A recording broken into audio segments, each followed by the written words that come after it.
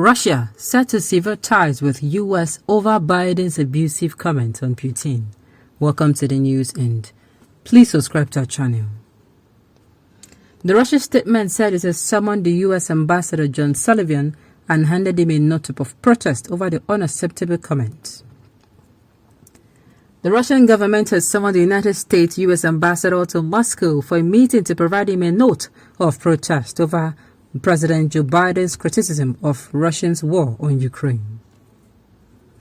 The top statement from the Russian Ministry of Foreign Affairs warned that relations between Moscow and the U.S. could be completely severed because of Biden's remarks and steps by the U.S. government to punish Russia over its invasion of the neighboring Ukraine.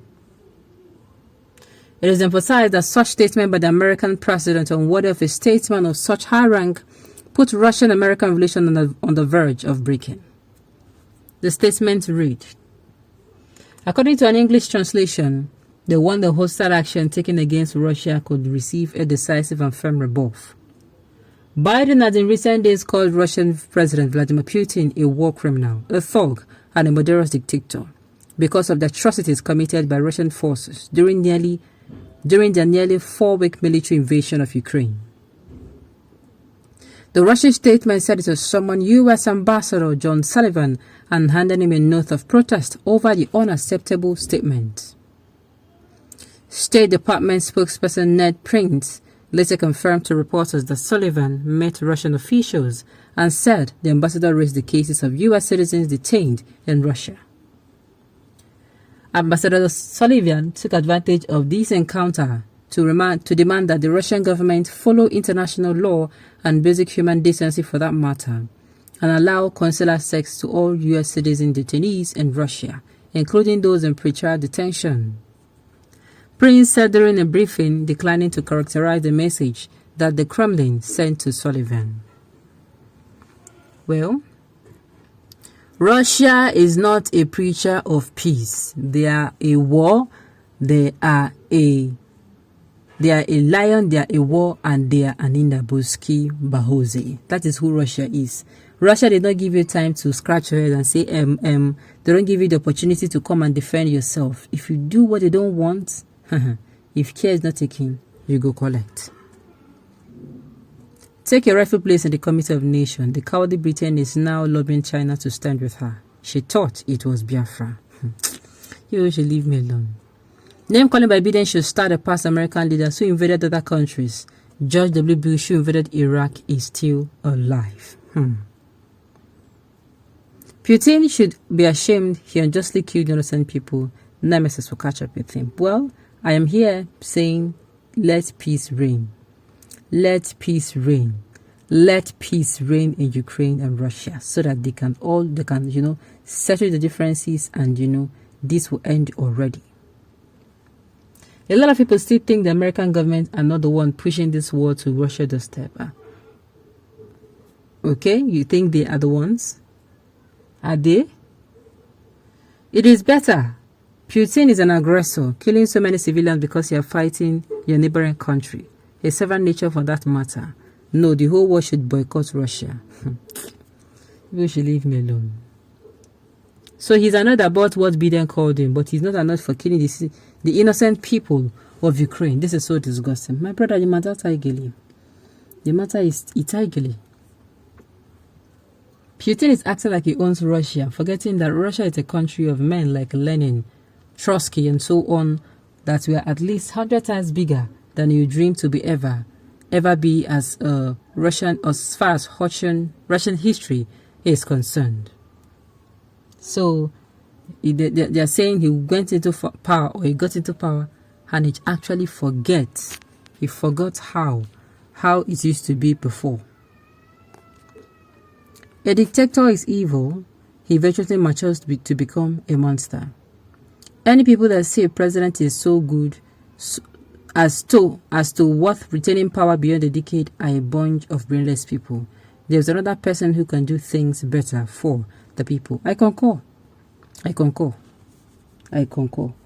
one of the reasons why people are calling him tyrant and dictator is because he has been in power for over a decade. Imagine. He has been in power, so he has forgotten that there is something like law. he thinks it can only be high. Okay. The fear of sanctions is the Russian language, is the Russian beginning of wisdom. Okay. If you see the American experts are analyzing Russian use of hypersonic missile, you will think it is used to target civilians, while it was actually to destroy weapons depots in Ukraine. Putin has reportedly said the war is not designed to target civilians, but military formations in Ukraine until they demilitarize and drop the ambition of joining NATO. What President Zelensky and his corrupt neo-Nazist cabal are doing is using the people of Ukraine as pawn in exchange for American dollars. They are directly responsible for all the deaths in the country, as they use civilians as shield in their attacks against Russian forces. All President Putin and Russia wanted is for Ukraine to remain neutral and not to join NATO. Russia did not forbid Ukraine from having any form of alliance with the West, as they are free to make their own choices apart from joining NATO and using the territory to house US military, which is considered a serious national security threat to Russia.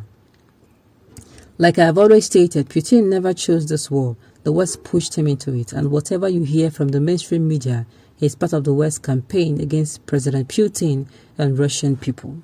But no matter how you look at it, remember that United States pushed for Ukraine to join NATO. Russia would not. Russia would not have contemplated invading Ukraine. Okay, so you're trying to say President Putin, he's not the one looking for trouble, right? Okay, let me say this now. Ukraine, Russia, I said it before, both of them, they should leave them alone to settle their differences. The West should hold their fort or hold their fire. The Ukraine too, hold your defense. And allow these people to talk things through like human beings. But Russia boundaries, US, what's the fear for?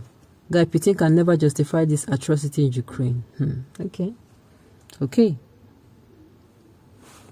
I don't think I understand your point. You're trying to say Russia shares common boundaries with the US. Is it so? I don't think that is true. Yes, they share boundaries. So you don't know that US and Russia share boundaries through Alaska, but you have been analyzing lies as though you know everything. Oh my goodness. On this note, we have come to the end of the news. We say thank you for tuning in to listen. And until I come your way next time, enjoy the rest of the day.